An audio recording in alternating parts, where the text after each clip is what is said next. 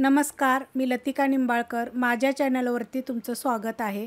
आज मी तुम्हाला चण्याची डाळीची झणझणीत आमटी बनवून दाखवणार आहे. त्यासाठी बघा ही चण्याची डाळ घेतलेली आहे. ह्या वाटीच्या मापाने सपाट वाटी घेतलेली आहे. एक टोप घेऊया आणि त्याच्यामध्ये बघा ही चण्याची डाळ टाकूया आणि हिला 2 ते 3 पाण्याने स्वच्छ धुवायची, चोळून चांगले, कारण ह्याला पावडर असते त्यामुळे स्वच्छ धुवून घ्यायची. तर ते मी डाळ स्वच्छ धुवून घेते.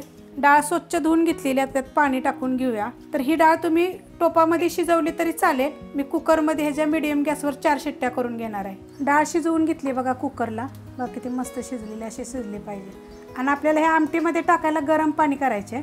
आमटीसाठी बघा आपल्याला 1 गड्डी लसूण घेतलेला आहे, एवढं सुक्क खोबरं घेतलंय आणि एवढा आल्याचा तुकडा घेतलेला आहे साल काढून. आता हे मी कुटून घेणार आहे. खलबत्त्यामध्ये बघा हा मसाला मी कुटून घेतलेला आहे. टोप गरम करत ठेवला, त्यामध्ये तेल टाकून घेऊया आणि 1 चमचा तेल टाकले आणि कडक गरम होऊन देऊया. तेल चांगलं गरम झालेलं आहे, त्याच्यामध्ये अर्धा चमचा जिरे मोहरी चांगली तडतडून द्यायची. त्याच्यामध्ये कढीपत्ता, 2 चिमूट हिंग पावडर आणि त्याच्यामध्ये ह्या जे आपण खोबरं, आलं आणि लसूण कुटला, तर ह्याच्याबरोबर कोथिंबीर बी कुटा, छान लागतं चवीला. आता हे थोडंसं आपण भाजून घेऊया.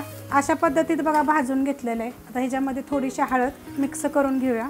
कांदा लसूण मसाला बघा 1 चमचा टाकला आहे. तुमच्या तिखटाप्रमाणे टाका 2 चमचे आणि मिनिटभर परतू येता मसाला टाकल्यावर. गॅस एकदम बारीक आहे.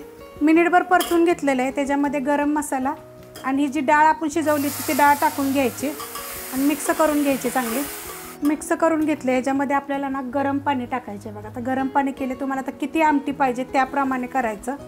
ही जर डाळ उकळली का ना तर बारीक होणार, घोटायची गरज नाही. जर तुम्हाला एकदमच जर बारीक पाहिजे असेल ना, जशी पोळ्याची आमटी होती तर तशी घोटा. आता एकदम सॉफ्ट शिजलेली आहे, थोडी उकळली का नाही की अजून ती बारीक होईल. आता ह्याच्यात चवीनुसार मीठ टाकायचं आणि आपण ही डाळ मीडियम गॅसवर उकळून देऊया. आमटी बघा चांगली उकळलेली आहे, त्यामध्ये कोथिंबीर टाकून देऊया आणि तुम्हाला दाखवते किती घट्ट झालेली आहे. अशा पद्धतीत घट्ट होते बघा. आणि ती अजून जर चांगली उकळली ना तर अजून पूर्ण डाळीचा गाळ होतो एकदम, कारण ही आपण कुकरला शिजवून घेतलेली आहे. जर तुम्हाला तशी पाहिजे तर घुटून घ्या. बघा किती मस्त अशी झालेली आहे. अशा पद्धतीची झणझणीत आमटी जर तुम्हाला आवडली असेल तर लाईक करा, सबस्क्राईब करा, कमेंट करा आणि शेअर बी करा.